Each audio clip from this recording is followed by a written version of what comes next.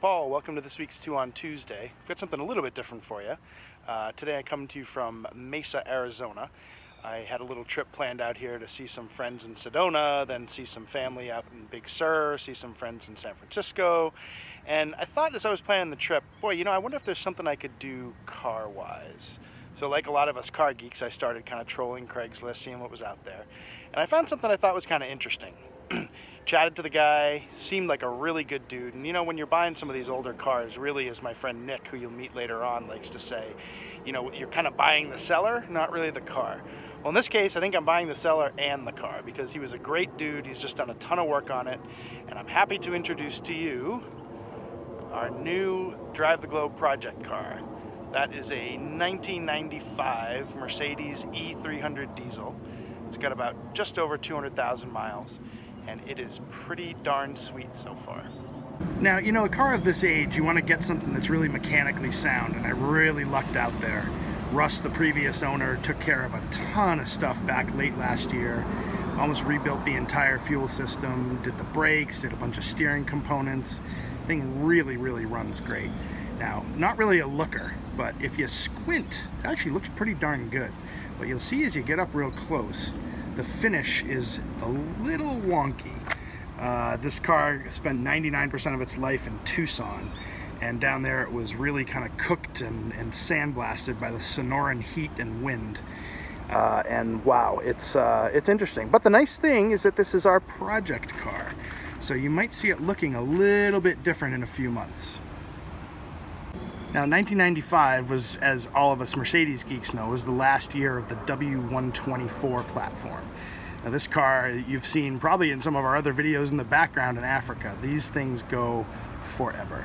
And the diesel engine, it's the OM606 inline 6-cylinder diesel engine, is really, really great. Now, it was the last year of the W124, but the first year of that engine.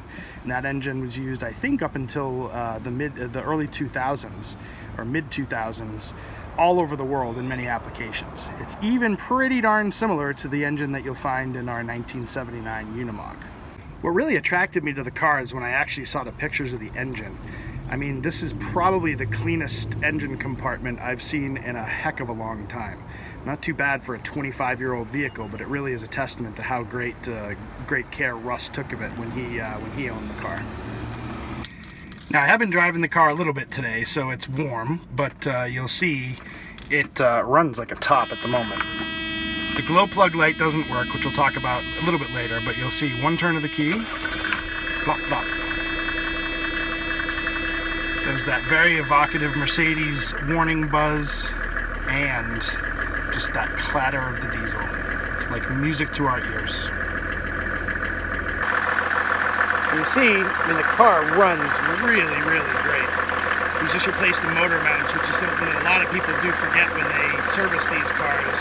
New motor mounts prevent it from really kind of, you know, vibrating too much or shaking up the rest of the car. So those have been recently replaced, but you'll see that the engine really does run at the top, even with 207 some odd thousand miles. Now we have to get the car home from Arizona. So we need to drive this car all the way to Drive the Globe headquarters in Massachusetts, which is probably about 2,500 some odd miles. We need to drive it through Chicago so I can stop in and see my sister, and then drop off my passenger Nick, who you'll meet soon. He's flying in here to Phoenix Airport, and he's going to join me for a really, hopefully a pretty fun trip up through the Rockies. We're going to stop at the Grand Canyon, drive some of Route 66, stop in Albuquerque, and we'll see how it goes. And hopefully, fingers crossed, this $1,800 car will live up to her reputation as a reliable highway cruiser.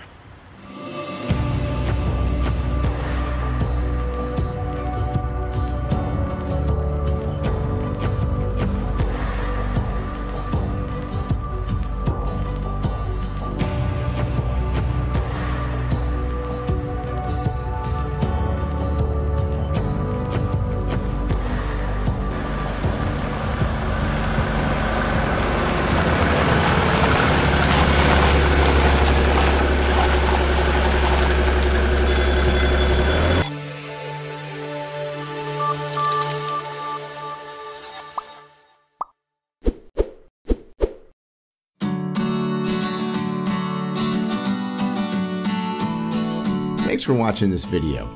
If you like what we're doing, be sure to subscribe to our channel by clicking on the truck and tree symbol to your right. Once again, thanks and hope to see you soon.